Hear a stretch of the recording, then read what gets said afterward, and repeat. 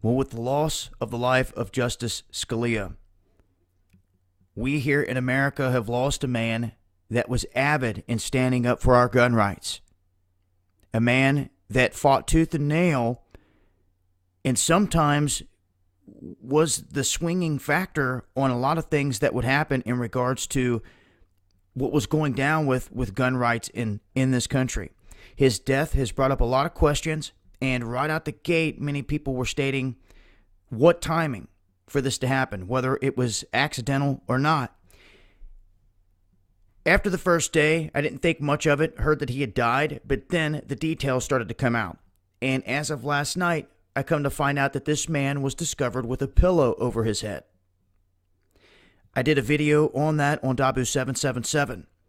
Now, on top of that, the whole storyline is just completely messed up. How the initial person that I guess said that he was dead didn't even see the body, and the second person that didn't make it there in time said that she would have performed an autopsy. Now, what we've come to find out through all this confusion is they stated that the body was going to be embalmed and there was going to be no autopsy.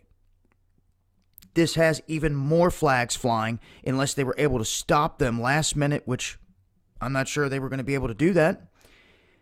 We have a man's death, someone that Friday evening was full of life and happy and chuckling, and it was his first time staying down here at this ranch.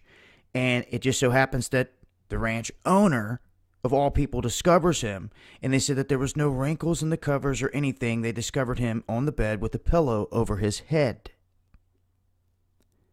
They said it would have been futile to try to resuscitate him. And when it comes to filling this seat, you have all the Republicans saying that this should remain open till the next presidency, but then you have the Democrats, or at least Hillary, trying to step up and say, oh, no, that's unconstitutional. I don't see how she can even muster up the words and get it out of her mouth to say these things about unconstitutional with the things that this woman has on her hands. Everything against her on a daily basis. But see, they stick her up there in knowing that all the people are serving this backlash toward her. So who are they going to put on the other side? A socialist. So they're making the socialist look good because of what's on the other side of the avenue. And there's only two running over there, you notice. Over here on the Republican side, you have this whole circus. Don't get it twisted, man. All these people are there for a reason. Did any of you guys pick any of these people to do this? No, you damn well did not.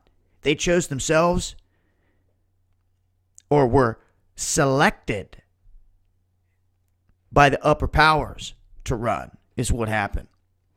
To make you think you have a choice. You see? They are selected, not elected. And until you realize that, you're still sleeping. So as far as this whole vacancy is concerned,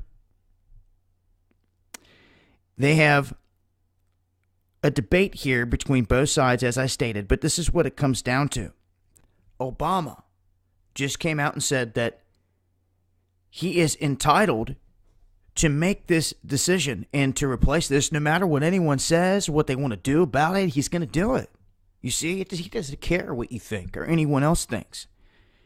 But you see, indeed, President Obama isn't even entitled to nominate a replacement for Justice Scalia. Or at least Congress can deny him that right, shall I say. The Constitution gives Congress the power to decide how many seats there are on the Supreme Court. And in 1789, there were only 6. Congress can reduce the number of justices from the current 9 down to 8. And that's what McConnell, Cruz, and Rubio are all trying to propose to do right now. But regardless of how you cut it, we're still at a loss of a constitutional man that was standing up for our gun rights and many other things. That's hard to replace. It's gone, period. He's been taken, and in my opinion, there's a lot more to the story here that is going to come out in the wash. And it just may show how far some people will go out here to try to achieve things with their agendas. I'm going to leave links. Continue to keep you guys posted with more information as I come across it, as always. But I want folks to know that Congress has this power to deny the president the right to try to do any of this at this point. A lot of questions remaining here. This has been Dabu 7. Peace.